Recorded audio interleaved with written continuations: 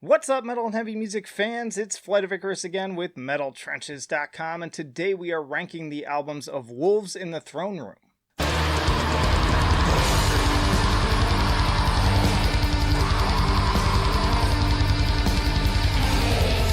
And hey, if you like to be kept up to date with the best and brightest metal bands and albums from the underground and above, then stick with me by hitting that subscribe button down below. Alright, Wolves in the Throne Room discography, atmospheric black metal band from Olympia, Washington, and let's just get right into it with 2006's Diadem of 12 Stars via Vendlus. So yeah, even though I do enjoy plenty of albums like this, I always find it daunting going in when an album is almost an hour, but only 4 tracks. And technically track 2 and 3 are 2 halves of a larger, almost 30-minute song. But yeah, you get the idea. Massive compositions here in the running. Production actually pretty great. It has these like gritty vibes throwing back to things like earlier Enslaved while still capturing all of the beautiful melody. The drums especially have that second wave sound to them. Pretty captivating stuff, though. I like the first half, I think, more than the second. I also really love the female vocals on Face in a Night Time Part 1. Part 2 gets a little repetitive in parts, though. Not enough dynamics, I would say. Kind of longer than it needs to be. And something that bothers me really about most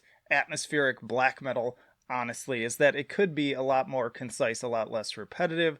I'm going to go ahead and put this one at B tier. And already I hear people upset, but hey, this is just my own subjective opinion. But let's move on to Two Hunters in 2007 via Southern Lord. Tighten up the runtime a little bit on this one at around 45 minutes. The opening instrumental is just ethereal, like drifting in the clouds. Really love that one. Notably darker atmosphere though on Vastness and Sorrow, especially in contrast to that intro. Still some issues here with repetition, and I know that some people like that, but I just think that you can have atmosphere and dynamics at the same time. I think in particular Numenorian's latest album comes to mind. The cleansing is great with the tribal drums and female singing. I think this one works better partially because it has a shorter length. And I definitely enjoy the closing track with the different textures that unfold over time. Great pounding percussion in that second half on that one too. I'd say this one is kind of neck and neck with the debut, but with some improvements overall, so I'm still going to put it at B tier, but just a touch higher. Then we have Black Cascade in 2009, also via Southern Lord, and I think this one is going to upset some people. I do feel like they decided to go a little bit more raw, like backwards in terms of production, which I kind of like. This one feels though like it almost should be the second album in a way. And on its own, out of context, I think I would give this one a B as well, but within the context of the other albums so far, I kind of want to rank it a little bit lower because it feels a little bit more like a retread of the same ideas at this point without really pushing the sounds forwards in any way. Again, I think if I'd heard this one first, I'd feel differently. So this is solely to just sort of get as objective and critical about this as I possibly can and not have them all at the same tier. I do appreciate the simple harshness and more overtly black metal vibes of this one. I especially like that D-beat portion of Armanic Trance. I'm not pronouncing that right at all, but that one is really great. But I still feel like I can find kind of this exact same thing in a million places, and in some cases just done better.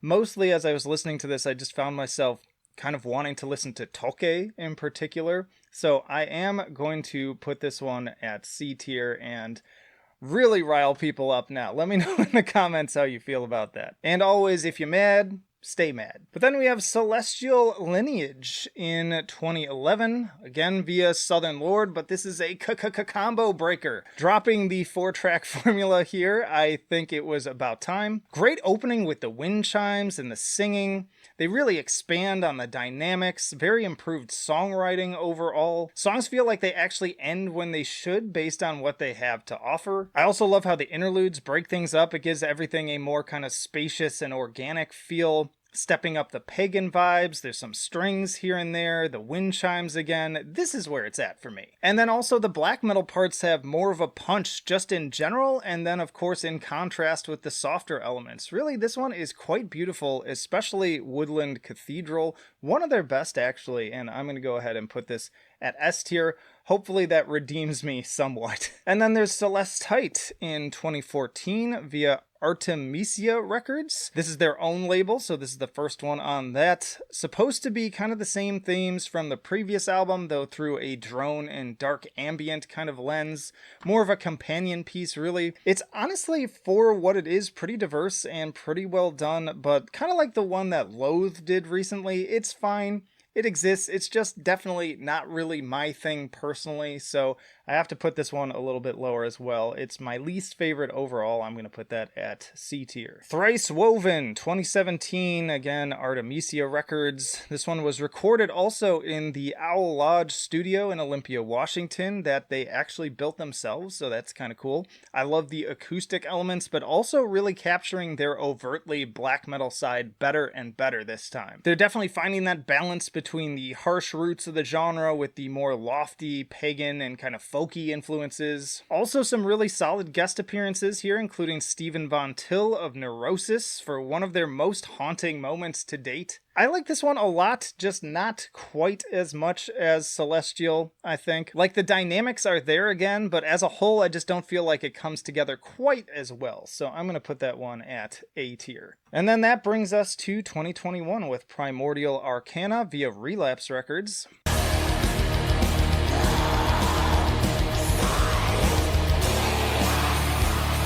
Lots of great stuff going on here. I think the opener is fantastic with the appropriately named Mountain Magic. It's that perfect mixture of grim black metal with lush atmosphere. Spirit of Lightning is more of a plodding, doomy trudge with sudden bursts of blast beats. The acoustic instrumentation is particularly gorgeous, channeling both Scandinavian and Eastern folk music. Through Eternal Fields doubles down on the atmosphere even more with its sustained melodies, eventually building into a kind of moon sorrow, rumbling, drum-driven war march. You've also got Primal Chasm, Gift of Fire, bringing us back to the brooding, ominous black metal energy. But Underworld Arcana is easily the most stunning composition on here, and maybe that they've made, period. That intro with strings, synth, and more traditional percussion is absolutely spellbinding. So yeah, this album, it's not perfect, but it's really great stuff. One of my favorite albums of the month, and I think it's better than Thrice Woven, personally. It's kind of like a more advanced, more expansive version of those same ideas, and I'm going to go ahead and put that at A tier as well, but right at the top of it. And yeah, those are my rankings, and in order, it's bottom to top, right to left, but now it's your turn. Let me know how you would rank these Wolves in the Throne Room albums down in the comments, and then check out my other tier list. There's even a playlist you can check out with all of them on there, but in particular, I think you might enjoy Toke or WITTR if you enjoyed this one. But that'll do it for now. Flight of Icarus signing off. I will see you in the trenches.